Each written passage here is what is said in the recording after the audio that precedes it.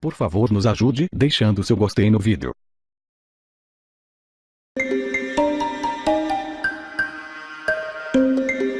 Uma casa do ex-governador Sérgio Cabral, na chamada Costa Verde do litoral fluminense, vai ser leiloada. Os nossos repórteres entraram hoje na mansão. É um lugar discreto e tranquilo, um refúgio no meio da natureza. A casa de 460 metros quadrados virou um dos símbolos do governo de Sérgio Cabral. Era para cá que ele e a família vinham nos fins de semana, muitas vezes de helicóptero. Espaçosa, tem cozinha, sala de TV, sala de estar e 5 suítes, a do casal com vista para o mar. No quintal, o ex-governador e a mulher ainda podiam desfrutar de sauna com paredes de vidro, sala de ginástica e 2 piscinas. Tudo a poucos passos da praia. As investigações mostraram que o luxo e o conforto não eram só para a família desfrutar dos momentos de lazer. A Lava Jato diz que Sérgio Cabral dava almoços, jantares e festas na casa para tratar de negócios de interesse dele e da organização criminosa que comandava. Pelo menos outros 7 investigados da Lava Jato moram ou moraram no mesmo condomínio do ex-governador. Dos 4 vizinhos que estão presos, 2 são ex-secretários. Sérgio Cortes, da Saúde, e Wilson Carlos, ex-secretário de governo. Acusado de comandar o esquema que desviou pelo menos quase 313 milhões de reais, Sérgio Cabral teve vários bens sequestrados pela justiça. A famosa casa de praia vai a leilão no dia 3 de outubro. Quem comprar, leva tudo que tem dentro. Móveis, aparelhos eletrônicos e até objetos pessoais. O lance inicial pela casa é de 8 milhões de reais. Dinheiro que vai voltar para os cofres públicos. A defesa de Sérgio Cabral afirmou que a autorização para a visita à casa expõe desnecessariamente a privacidade do ex-governador porque não tem relação com o processo. E informou que recorreu contra a alienação antecipada dos bens de Cabral por considerar que não há fundamento legal na decisão. Por falta de deputados no plenário, o andamento da segunda denúncia contra o presidente Temer na Câmara ficou para a semana que vem.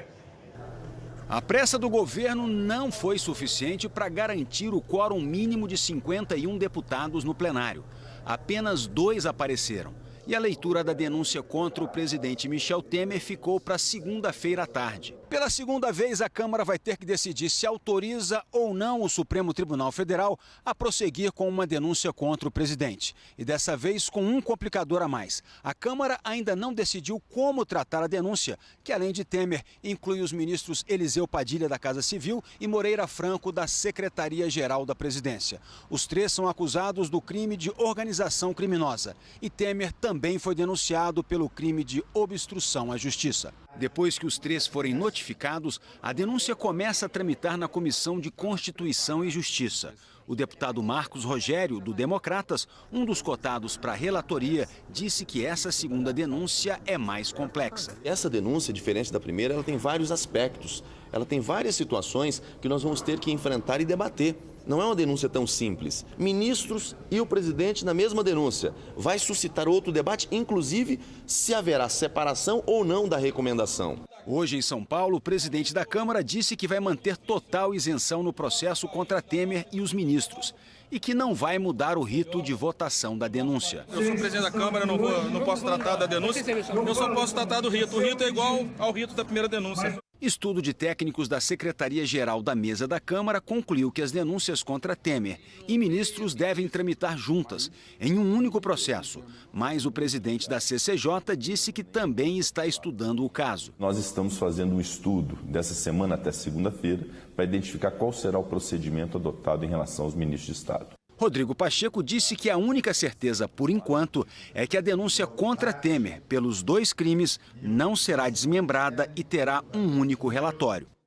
Assim que receber a notificação sobre a denúncia, o presidente Michel Temer vai ter 10 sessões da Câmara para se pronunciar. Hoje, o advogado Antônio Cláudio Maris deixou a defesa dele.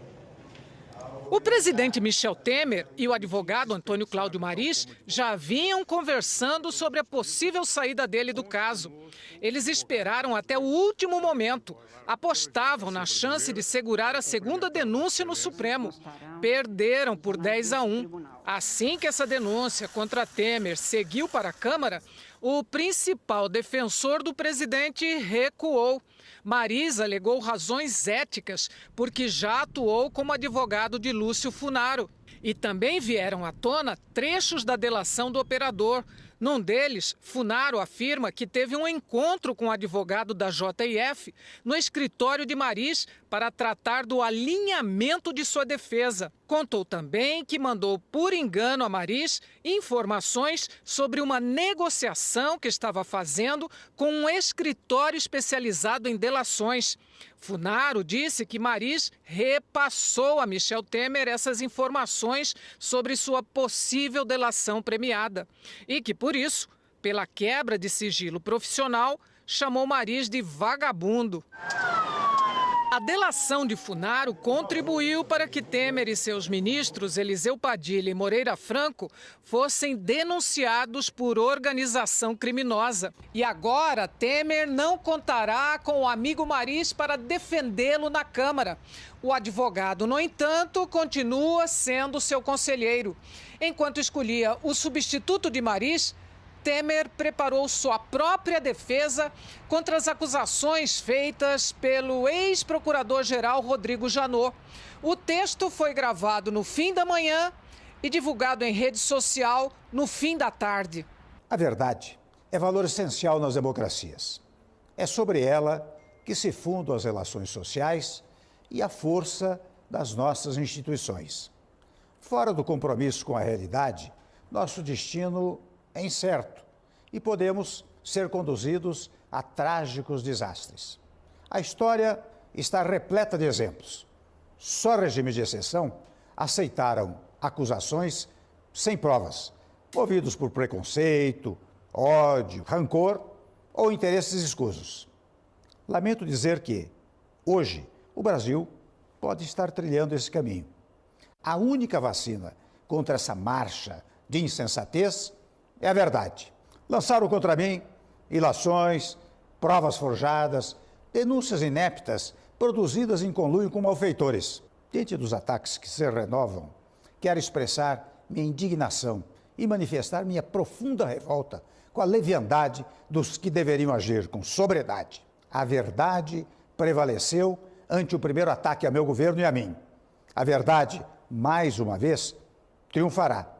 Tenho convicção absoluta de que a Câmara dos Deputados encerrará esses últimos episódios de uma triste página de nossa história em que mentiras e inverdades induziram a mídia e as redes sociais nesses últimos dias.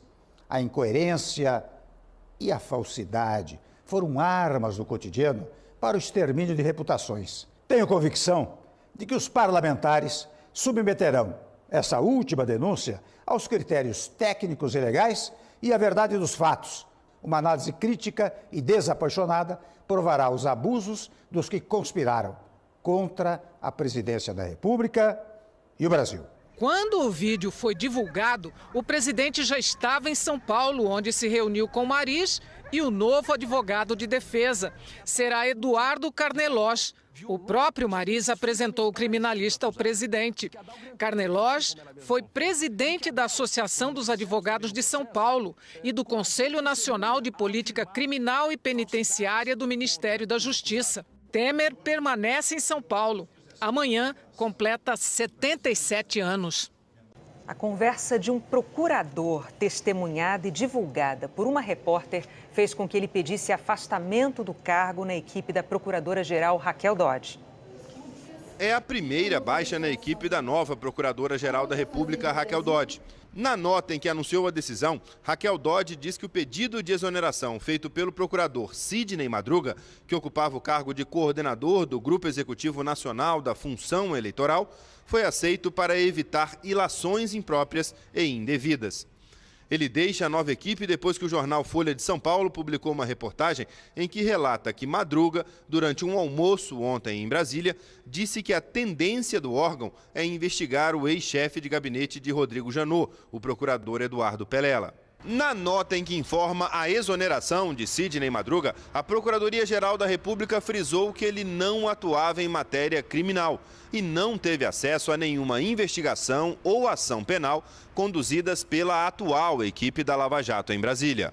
À tarde, a Folha revelou que a pessoa com quem o procurador Sidney Madruga conversou no almoço foi a advogada Fernanda Tórtima, que deixou a defesa da JF depois de ter sido citada por Joesley Batista e Ricardo Saldi de maneira deselegante em uma gravação entregue à PGR. Nas investigações, Fernanda Tórtima aparece em contatos da JBS com o ex-procurador Marcelo Miller, suspeito de orientar a delação premiada da JF enquanto ainda estava no cargo. Em ofício encaminhado à PGR, o procurador Eduardo Pelela diz que tomou conhecimento da reportagem hoje de manhã e informa que, a exemplo do que ocorreu durante todo o período de transição, está à disposição para qualquer esclarecimento que se entenda necessário. A advogada Fernanda Tórtima não quis se manifestar. Tinha sala de TV, sala de estar e 5 suítes, a do casal com vista para o mar. No quintal, o ex-governador e a mulher ainda podiam desfrutar de sauna com paredes de vidro, sala de ginástica e 2 piscinas. Tudo a poucos passos da praia. As investigações mostraram que o luxo e o conforto não eram só para a família desfrutar dos momentos de lazer. A Lava Jato diz que Sérgio Cabral dava almoços, jantares e festas na casa para tratar de negócios de interesse dele e da organização criminosa que comandava. Pelo menos outros 7 investigados da Lava Jato moram ou moraram no mesmo condomínio do ex-governador. Dos 4 vizinhos que estão presos, 2 são ex-secretários. Sérgio Cortes, da Saúde, e Wilson Carlos, ex-secretário de governo. Acusado de comandar o esquema que desviou pelo menos quase 313 milhões de reais, Sérgio Cabral teve vários bens sequestrados pela justiça. A famosa casa de praia vai a leilão no dia 3 de outubro. Quem comprar, leva tudo que tem dentro. Móveis, aparelhos eletrônicos e até objetos pessoais. O lance inicial pela casa é de 8 milhões de reais. Dinheiro que vai voltar para os cofres públicos. A defesa de Sérgio Cabral afirmou que a autorização para a visita à casa expõe desnecessariamente a privacidade do ex-governador porque não tem relação com o processo. E informou que recorreu contra a alienação antecipada dos bens de Cabral por considerar que não há fundamento legal na decisão. Por falta de deputados no plenário, o andamento da segunda denúncia contra o presidente Temer na Câmara ficou para a semana que vem. A pressa do governo não foi suficiente para garantir o quórum mínimo de 51 deputados no plenário. Apenas 2 apareceram.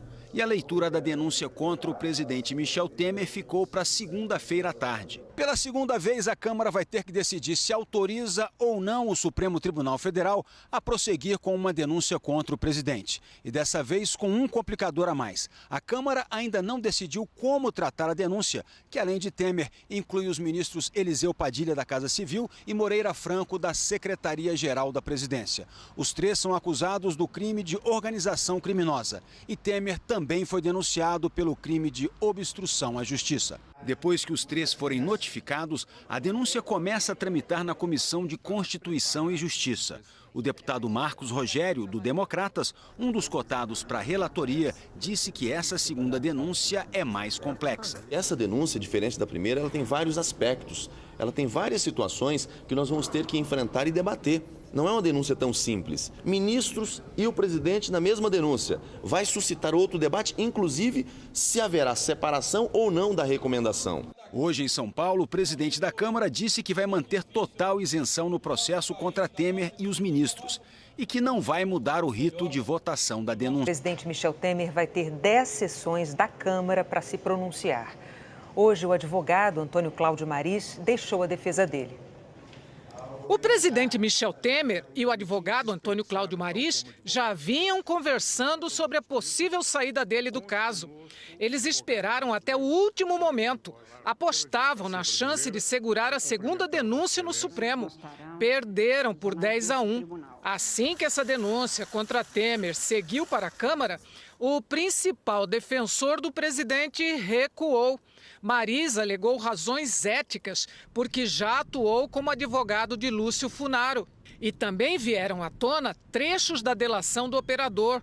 Num deles, Funaro afirma que teve um encontro com o advogado da JF no escritório de Maris para tratar do alinhamento de sua defesa. Contou também que mandou por engano a Maris informações sobre uma negociação que estava fazendo com um escritório especializado em delações.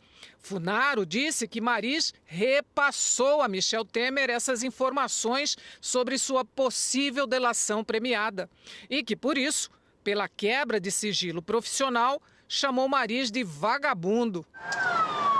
A delação de Funaro contribuiu para que Temer e seus ministros, Eliseu Padilha e Moreira Franco, fossem denunciados por organização criminosa. E agora, Temer não contará com o amigo Mariz para defendê-lo na Câmara. O advogado, no entanto, continua sendo seu conselheiro.